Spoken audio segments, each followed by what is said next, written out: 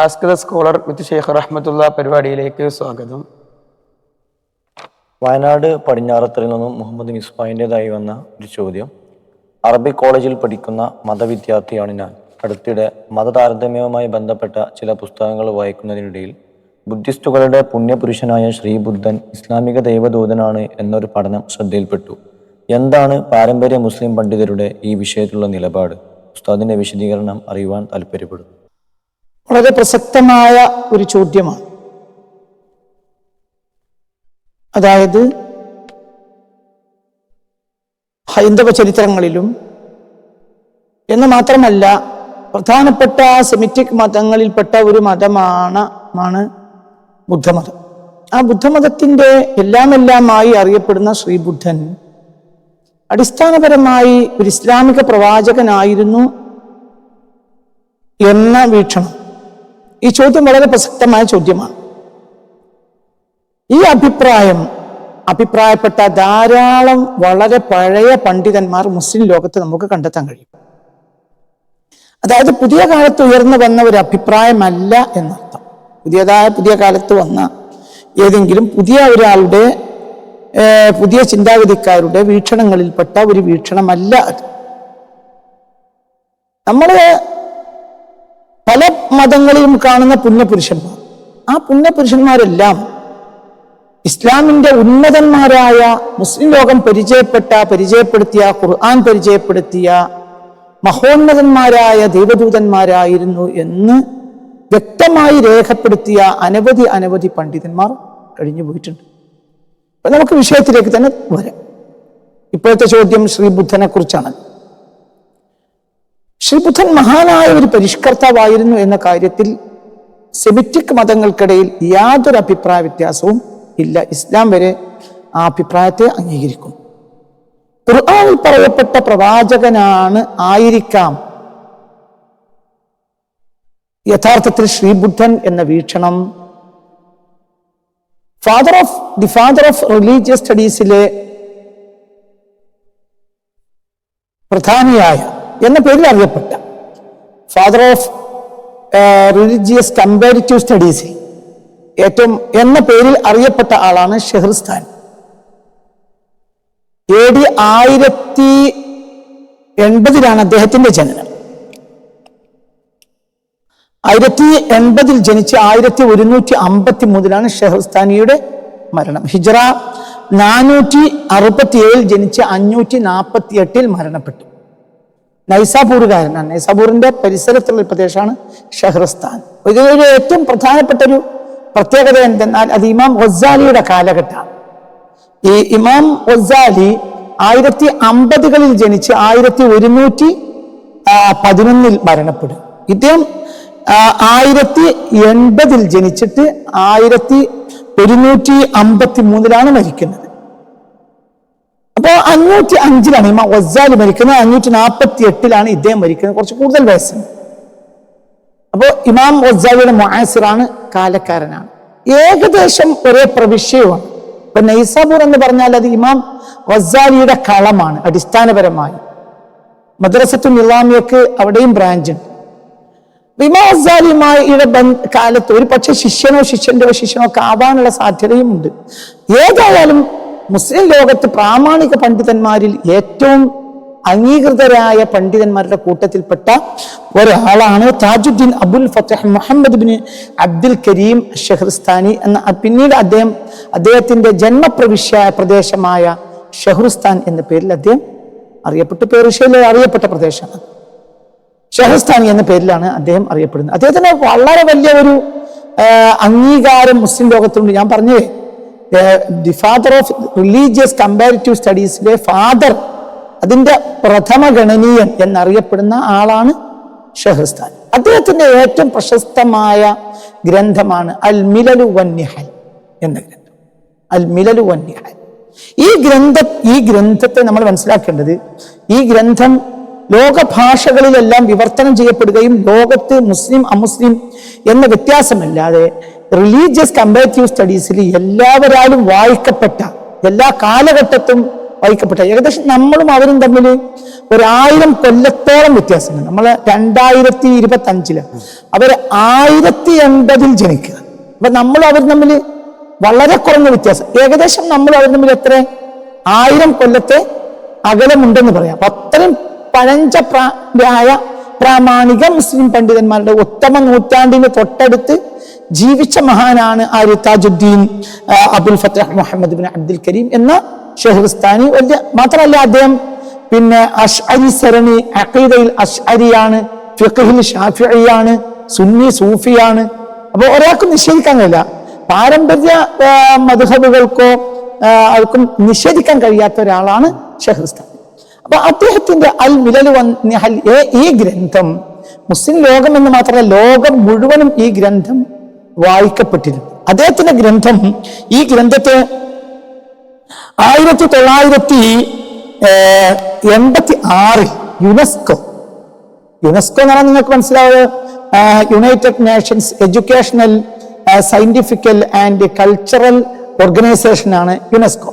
യുനെസ്കോയുടെ സാമ്പത്തിക സഹായത്തോടു കൂടി 1986 ഇംഗ്ലീഷിലേക്ക് വിവർത്തനം ചെയ്യപ്പെട്ടു, ഫ്രഞ്ചിലേക്കും. അതായത് യുനെസ്കോ ആണ് അതിന് പണം ചെലവാക്കുക. അത് 1000 വർഷം മുമ്പ് ജീവിച്ച ഒരു മുസ്ലിം പണ്ഡിതന്റെ റിലീജിയസ് കമ്പാരിറ്റീവ് സ്റ്റഡീസിൽ അദ്ദേഹം നടത്തിയ പഠനത്തെ പിൽക്കാലഘട്ടത്തിൽ, അതായത് 20ാം നൂറ്റാണ്ടിൽ അത് ഇംഗ്ലീഷിലേക്കും അതേപോലെ തന്നെ ഫ്രഞ്ചിലേക്കും അത് മൊഴിമാറ്റം നടത്തുന്നത് UN താല്പര്യത്തിലാണ്. അത് യുനെസ്കോ അതിന് എല്ലാവിധ സാമ്പത്തിക സഹായവും ഇന്ന് ലോകം മുഴുവൻ വായിക്കപ്പെടുന്ന ഒരു ഗ്രന്ഥം. ഈ ഗ്രന്ഥത്തിൽ ഈ അഭിപ്രായം അദ്ദേഹം ഉദ്ധരിച്ചിട്ടുണ്ട്. അദ്ദേഹം അതിനെ കൃത്യമായി പറയുന്നത് ഖുർആനിൽ പറയുന്ന ദുൽകിഫിൽ ശ്രീബുദ്ധനായിരിക്കും എന്നാണ്. അതിനൊരു കാരണമുണ്ട്. അതിന് അദ്ദേഹം പറയുന്ന ഒരു കാരണം വളരെ കൃത്യമായ ലോജിക്ക് അതിൽ കണ്ടെത്താൻ കഴിയും. ഉത്തരാഖണ്ഡിന്റെയും നേപ്പാളിന്റെയും ഇടയിലുള്ള അതിനിടയിൽ എണ്ണപ്പെട്ട പഴയ ഭാരതത്തിന്റെ ഭാഗമാണ് കപിലവസ്തു. കപിലവസ്തുവിലാണ് ആര് ജനിക്കുന്നത്? ശ്രീബുദ്ധൻ ജനിക്കും. മനസ്സിലാവുണ്ട് പറഞ്ഞത്? ശ്രീബുദ്ധൻ ജനിക്കുന്നത് കപിലവസ്തുവിലാണ്. കപിലവസ്തു എന്ന് പറഞ്ഞാൽ പഴയ ഇന്ത്യയുടെ ഭാഗം. ഇപ്പോൾ അത് നേപ്പാളിലാണ്. ഉത്തരാഖണ്ഡിന്റെയും അതേപോലെ നേപ്പാളിന്റെ ഇടയ്ക്കുള്ള ഒരു പ്രദേശമാണ് കപിലവസ്തു. ഈ കപിലവസ്തു ആയിരിക്കാം കിഫിൽ എന്നാണ്. അപ്പോ കിഫിൽ എന്നാൽ കപിലക്കാരൻ.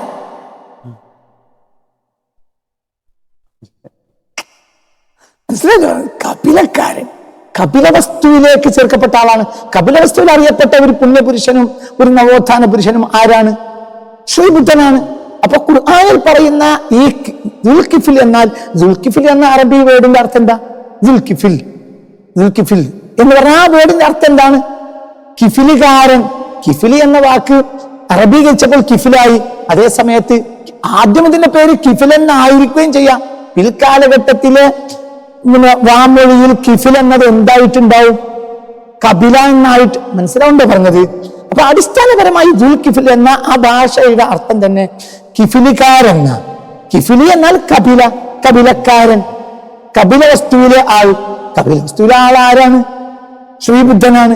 ഈ വാക്ക് ഖുർആൻ ദുൽകിഫിലിനെ പ്രഗത്ഭനായ നബിയാണ് ദുൽകിഫിൽ. അത് നിങ്ങൾക്കൊക്കെ അറിയുന്ന കാര്യമാണ്. ഖുർആന്റെ പഠനം നടത്തിയവരല്ലേ. ഈ ഖുർആൻ 2 സ്ഥലത്ത് ദുൽകിഫിലെ പറയുന്നുണ്ട്. ഒന്ന് സൂറത്തുൽ അംബിയായിൽ 85-ാമത്തെ വചനവും സൂറത്ത് സ്വാദിൽ 48-ാമത്തെ വചനവും. സൂറത്തുൽ അംബിയായിൽ ഇസ്മാഈല വഇദ്രീസ വദൽകിഫിൽ കുല്ലും മിനസ് സ്വാലിഹീൻ. ഇസ്മാഈല വഇദ്രീസ വദൽകിഫിൽ, കിഫിലുകാരൻ ഇസ്മായിലും ഇദ്രീസും പിന്നെ ആരും? കിഫിലുകാരനും കുല്ലും മിനസ് സ്വാലിഹീൻ, അവരൊക്കെ സജ്ജനങ്ങളിൽപ്പെട്ട മഹാപ്രവാചകന്മാരിൽപ്പെട്ട ആളാണെന്നാണ് ഖുർആൻ അവിടെ സാക്ഷ്യപ്പെടുന്നത്. ഇദ്രീസും ഇസ്മായിലൊക്കെ നബിമാരാണല്ലോ എന്നാണ് ഖുർആൻ. അതേപോലെ തന്നെയാണ് സൂറത്തുൽ അംബിയാൽ 55-ാമത്തെ വചനം, സ്വാദിൽ 48-ാമത്തെ വചനം. ഇസ്മാഈല വൽയസഅ വദൽകിഫിൽ വകുല്ലും മിനൽ അഖ്യാർ. സൂറത്ത് സ്വാദിലെ 48.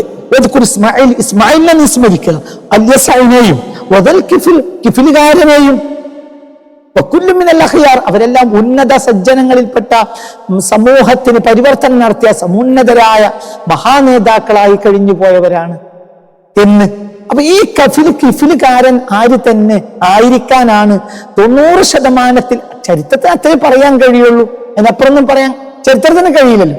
ചരിത്രത്തിന് ഇങ്ങനെയുള്ള എവിഡൻസിൽ നിന്നാണ് ചരിത്രം കാര്യങ്ങൾ ഉദ്ധരിക്കുക. അപ്പൊ അത് ഖുർആൻ ശ്രീബുദ്ധനെ തന്നെയാണ് ആ പറഞ്ഞത്. ഭൂരിഭാഗവും എങ്ങനെ നോക്കിയാലും അത് ശ്രീബുദ്ധൻ തന്നെ ആവാനാണ് സാധ്യത എന്ന അഭിപ്രായമാണ് അല്ലാമ താജുദ്ദീൻ അബുൽ ഫതഹ് മുഹമ്മദ് ബിൻ അബ്ദുൽ കരീം ഷഹ്റസ്ഥാനിയുടെ വീക്ഷണം. എവിടെ? അൽ മിലൽ വന്നഹൽ. അൽ മിലൽ വന്നഹൽ ഞാൻ സാന്ദർഭികമായി ഒന്ന് ഉദ്ധരിച്ചു എന്നേ ഉള്ളൂ. യഥാർത്ഥത്തിൽ ഒരുപാട് പണ്ഡിതന്മാർ ഈ അഭിപ്രായം, പഴയ പണ്ഡിതന്മാരും പുതിയ പണ്ഡിതന്മാരും ഒക്കെ ഈ അഭിപ്രായം പറഞ്ഞു. ഷഹ്റസ്ഥാനി എന്ന മുസ്ലിം ലോകത്തൊരു സർവാംഗീകൃതനായ ഒരു പണ്ഡിതനാണ്. അഭിപ്രായ വ്യത്യാസം ഇല്ലാതെ അംഗീകരിക്കപ്പെടുന്ന പറഞ്ഞ സുന്നിയാണ്, ഷാഫിഇയാണ്, അശ്അരിയാണ്, വലിയ അഹ്ലു സുന്നയുടെ വലിയ നേതാവാണ്. ബഹുമാനപ്പെട്ടവർ ഈ അഭിപ്രായം പറഞ്ഞിട്ടുണ്ട്. ധാരാളം പണ്ഡിതന്മാർ വേറെയും ഈ അഭിപ്രായങ്ങൾ പറഞ്ഞിട്ടുണ്ട്. മാത്രമല്ല ആ മഹാനെ സംബന്ധിച്ചിടത്തോളം പ്രത്യേകത എന്താണ്? ആ മഹാൻ റിലീജിയസ് സ്റ്റഡീസിൽ, കമ്പാരിറ്റീവ് സ്റ്റഡീസിലെ പ്രഥമ ഗണനീയനായി ഗണിക്കപ്പെടുന്ന ഒരാളും അപ്രകാരം കോമൺ സൊസൈറ്റി മുഴുവനും അംഗീകരിക്കുന്ന ഒരു വ്യക്തിയുമാണ്. ഇനി വേറെയും ഉണ്ട്. ഉദാഹരണം പറയാം, ഖുർആൻ തീനിനെ പറയുന്നുണ്ട്. ഞാൻ രണ്ടാമത്തെ ഒരു പോയിന്റ് പറയാം. വത്തീനി വസ്സൈതൂനി വതൂരി സീനീൻ വഹാദൽ ബലദിൽ അമീൻ. ഇതെല്ലാം കേവലം എന്തോ പ്രദേശത്തിന്റെ പേരെടുത്ത് പറഞ്ഞതാണെന്ന് വിചാരിക്കരുത്. ഇതിന്റെയൊക്കെ പിന്നിൽ ചില പുണ്യപുരുഷന്മാരുണ്ട്. ഹാദൽ ബലദിൽ അമീൻ നമുക്ക് അവിടുന്ന് ഇങ്ങോട്ട് വായിക്കാം. ഹാദൽ ബലദിൽ അമീൻ എന്നത് രണ്ടാളുടെ ഓർമ്മയാണ്. ഒന്ന് സയ്യിദ് ഇബ്രാഹിം, ഒന്ന് സയ്യിദ് മുഹമ്മദ്. അതായത് ഈ നിർഭയ പ്രദേശത്തിനെ തന്നെയാണ് സത്യം. ഏതാണ് ലോകത്തെ നിർഭയ പ്രദേശം? മക്ക. മക്കയാക്കിയത് രണ്ടാളാണ്. ഒന്ന് മക്ക എന്ന ഫൗണ്ടർ ഓഫ് സിറ്റിയാണ് ആര്? സയ്യിദ് ഇബ്രാഹിം. പിന്നെ ആ നാടിനെ ലോകത്തിന്റെ മുന്നിൽ അറിയിച്ചത് ആരാണ്? സയ്യിദ് മുഹമ്മദ് സല്ലല്ലാഹു അലൈഹി വസല്ലം. അപ്പൊ വഹാദൽ ബലദിൽ അമീൻ എന്നത് രണ്ടാളിലേക്കുള്ള സൂചനയാണ്. ഒന്ന് സയ്യിദ് മുഹമ്മദ് മുസ്തഫയും സയ്യിദ് ഇബ്രാഹിം. അതിന്റെ തൊട്ടുമുള്ള വാക്ക് എന്താ? തുരിസീനീൻ. തുരിസീനീൻ എന്ന് നിങ്ങൾക്ക് എല്ലാവർക്കും അറിയാലോ. തുരിസീനീൻ എന്ന് പറഞ്ഞാൽ മഅബർ മൂസ, സയ്യിദ് മൂസ അലൈഹി സ്വലാത്തു വസ്സലാം പതിറ്റാണ്ടുകളോളം ഇസ്രായേലിയരെ ജ്ഞാനവും ധർമ്മവും പഠിപ്പിച്ചത് സിനായി മരുഭൂമിയിലാണ്. അവിടെയാണല്ലോ എന്ത്?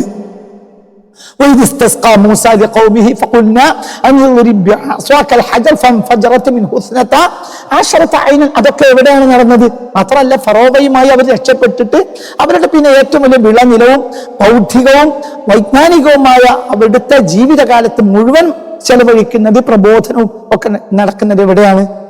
തുരിസ്. അപ്പൊ അവിടെ മൂസായുടെ ഓർമ്മയാണ്, മറ്റേടത്ത് മുഹമ്മദ് ഇബ്രാഹിം. ഏറ്റവും തൊട്ടുമുമ്പ് എന്താ? സൈത്തൂൻ എന്നത് സയ്യിദ് ഈസയുമായി ബന്ധപ്പെട്ടതാണ്. ലോകത്തെ ഏറ്റവും നല്ല സൈത്തൂൻ ജെറൂസലേമിൻ്റെതാണ്. സുബ്ഹാനല്ലദി അസ്റാ ബിഅബ്ദിഹി ലൈലൻ മിനൽ മസ്ജിദിൽ ഹറാമി ഇലൽ മസ്ജിദിൽ അഖ്സൽ ലദി ബാറക്നാ ഹൗലഹു. ആ പരിസര, അതായത് ഏതിന്റെ പരിസരം? ജെറൂസലേമിന്റെ പരിസരം, വിശാലമായ ജെറൂസലേം പരിസരം. ജെറൂസലേം കൊണ്ട് അറിയപ്പെട്ട മഹാനായ നബി ആരാണ്? സയ്യിദ് ഈസ. മനസ്സിലാണ്ട് പറഞ്ഞത്. അവര് പ്രസവിക്കപ്പെട്ടത് അവിടെയാണ്. അവരുടെ ഉമ്മാക്ക് അല്ലാഹു സുബ്ഹാനഹു വ തആല ഭക്ഷണം കൊടുത്തത് അതിൽ നിന്നാണ്. വഹുസ്സി ഇലൈകി ഭക്ഷണം കൊടുത്തത് ആ മണ്ണിൽ വെച്ചാണ്, നഖ്ലത്തിൽ നിന്ന്. ആ പ്രദേശം അറിയപ്പെട്ടതുമാണ്. എന്തുകൊണ്ട്? ആ പരിസരം മുഴുവൻ സൈത്തൂൻ. അപ്പൊ സൈത്തൂനോട് ഉദ്ദേശിക്കുന്നത് ലോകത്തെ പുണ്യപുരുഷനായ സയ്യിദുനാ ഈസയാണ്. പിന്നെ അപ്പോൾ പിന്നെ വത്തീനിയോ? വത്തീനി അറിയപ്പെടാനുള്ള വത്തീനി കൊണ്ട് കൃത്യമായും അറിയപ്പെട്ടത് ദുൽകിഫിലാണ്. ജൂദിമലയിൽ സയ്യിദ് നൂഹ് അലൈഹിസ്സലാത്തു വസ്സലാം ഇറങ്ങിയപ്പോൾ അവിടെ തീനുണ്ടായിരുന്നു എന്നുള്ള ഈഫായ ഒരു അഭിപ്രായമുണ്ട്. പക്ഷെ വളരെ കൃത്യമായി തീന് കൊണ്ട് അറിയപ്പെട്ട ഒരാൾ ശ്രീബുദ്ധനാണ്. തീന് കൊണ്ട് അറിയപ്പെട്ടത് ശ്രീബുദ്ധനാണ്. അതിൽ തർക്കമില്ല. എന്തുകൊണ്ട്? ബോധിവൃക്ഷ ചുവട്ടിൽ നിന്നാണല്ലോ ബോധോദയം ഉണ്ടാകുന്നത്. ആർക്ക്? ശ്രീബുദ്ധന്. ആർക്ക്? ശ്രീബുദ്ധന്. ബോധിവൃക്ഷം എന്നൊരു വൃക്ഷമില്ല. അതെന്താണ്? അത്തിയാണ്. ബോധോദയം കിട്ടിയപ്പോൾ ആ വൃക്ഷത്തിനും ആ വൃക്ഷത്തിൽ നിന്നുണ്ടായ പരമ്പരക്കും എന്ത് പേര് കൊടുത്തേ ഉള്ളൂ? ബോധീൻ. മനസ്സിലായില്ല? ബോധി എന്നൊരു ഇനം വൃക്ഷം ലോകത്തില്ല. ഏതാണ് വൃക്ഷം? ഒത്തീനി. ആ വൃക്ഷച്ചുവട്ടിൽ നിന്ന് ബോധോദയം ലഭിച്ചു ആർക്ക്? ശ്രീബുദ്ധന്. അപ്പോൾ പിന്നെ ഈ അത്തിമരത്തെ എന്ത് പേര് പറഞ്ഞു? ആ അത്തിമരത്തെയും അതിൽ നിന്നുണ്ടായ അത്തിമരങ്ങളെയും എന്ത് പേര് പറഞ്ഞു? ബോധി. മനസ്സിലായില്ല നിങ്ങൾക്ക്?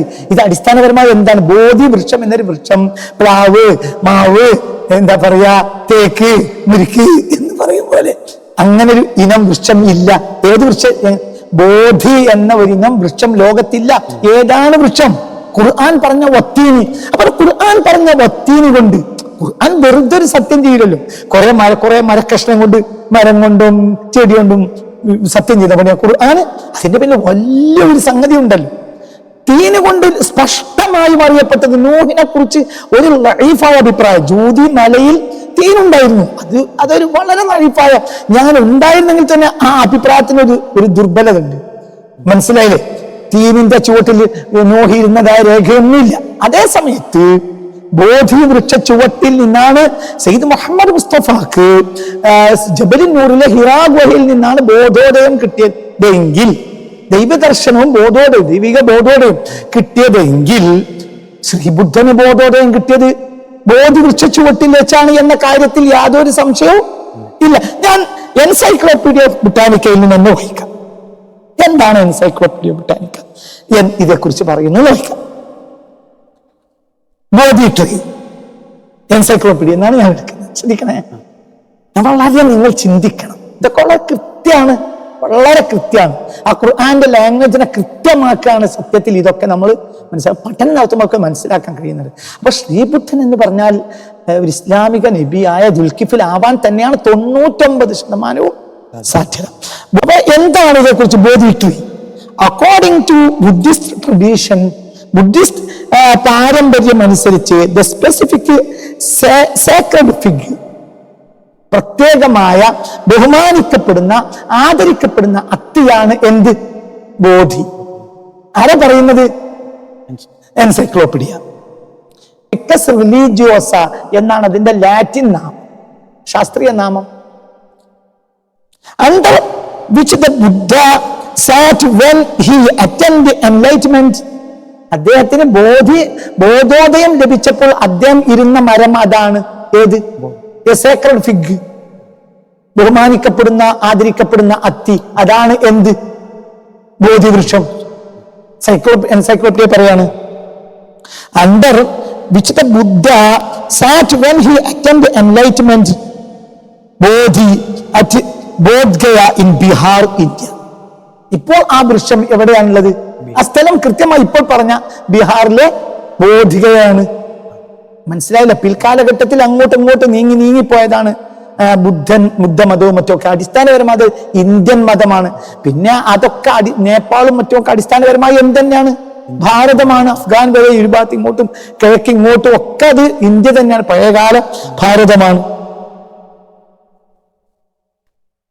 The Mahabodhi temple which marks the place of the Buddha's enlightenment.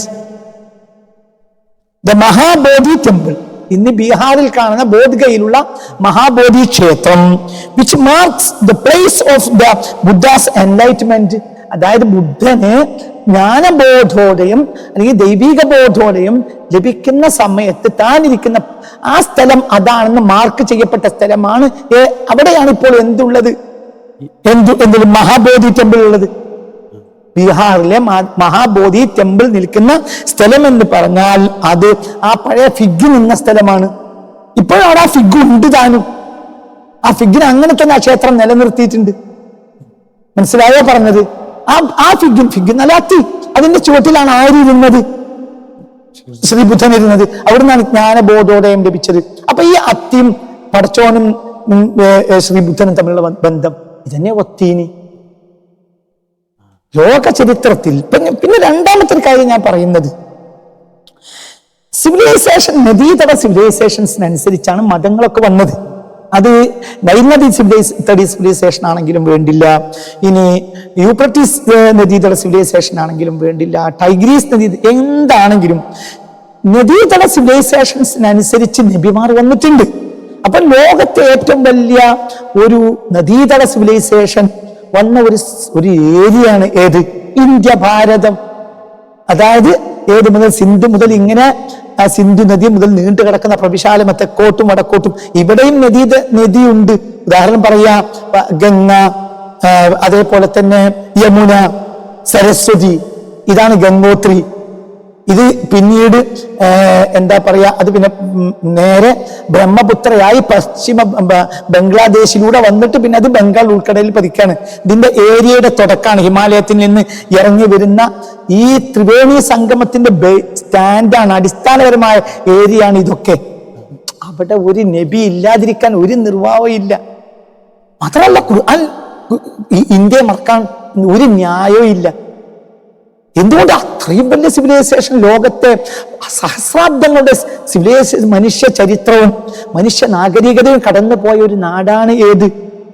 പരിശുദ്ധ ഇന്ത്യ രാജ്യം. അപ്പൊ അതുകൊണ്ട് തന്നെ ഖുർആൻ ഈ സൂചിപ്പിക്കുന്നത് ദുൽഖിഫിലിന്റെ വന്ന പരിവർത്തനത്തെ കുറിച്ച് തന്നെ ആയിരിക്കാൻ തന്നെയാണ് സാധ്യത. പിന്നെ മറ്റുള്ള നബിമാരുടേതും പിൽക്കാലഘട്ടത്തിൽ അവരുടെ പ്രബോധനവും രീതിയും ആശയവും ആദർശവും അവരുടെ തിയോളജിയും ഒക്കെ പിൽക്കാലഘട്ടത്തിൽ നഷ്ടപ്പെട്ടതുപോലെ ഇവിടെ നഷ്ടപ്പെട്ടിട്ടുണ്ടാകാം. അല്ലാതെ ഒരിക്കലും അതൊരു പുറകോട്ടടിക്കേണ്ട ഒരു സംഗതിയല്ല. അപ്പൊ ഇസ്ലാമിക മുഫസ്സിറുകൾ, പണ്ഡിതന്മാർ, പഴയകാല പണ്ഡിതന്മാർ വ്യക്തമായി ഇതേക്കുറിച്ച് പഠിച്ചിരുന്ന ആളുകൾ തന്നെ വളരെ വ്യക്തമായി പറഞ്ഞ ഒരാളാണ് ആര്? ശ്രീബുദ്ധൻ. അദ്ദേഹം നമുക്ക് അന്യനായ ഒരാൾ അല്ല. ആരും നമുക്ക് അന്യരായ ആളുകളല്ല. അവരൊക്കെ ശത്രുക്കളാക്കിയിട്ട് നമ്മൾ ഇപ്പോൾ കാണിക്കുന്നതൊക്കെ അബദ്ധത്തിലേക്കും ഇസ്ലാമിൻ്റെ തിയോളജിക്ക് ഒരിക്കലും, ഇസ്ലാമിൻ്റെ ട്രഡീഷണൽ രീതിക്ക് ഒരിക്കലും അംഗീകരിക്കാൻ കഴിയാത്ത കാര്യങ്ങളാണ്. മറ്റു മതക്കാരെ ശത്രുക്കളാക്കുന്ന പുതിയ എന്താ പറയുക, ഫേസ്ബുക്കുകാരുടെയും പുതിയ യൂട്യൂബ് ചാനലുകളുടെയൊക്കെ അതൊരിക്കലും ഒരു മുസ്ലിമിന് അംഗീകരിക്കാൻ കഴിയില്ല. ബുദ്ധനും നമുക്ക് അന്യനായ ഒരു വ്യക്തി. ആസ്ക് ദ സ്കോളർ പരിപാടിയിൽ നിങ്ങൾക്കും പങ്കെടുക്കുവാനായി താഴെയുള്ള നമ്പറിലേക്ക് വാട്സപ്പ് ചെയ്യുക.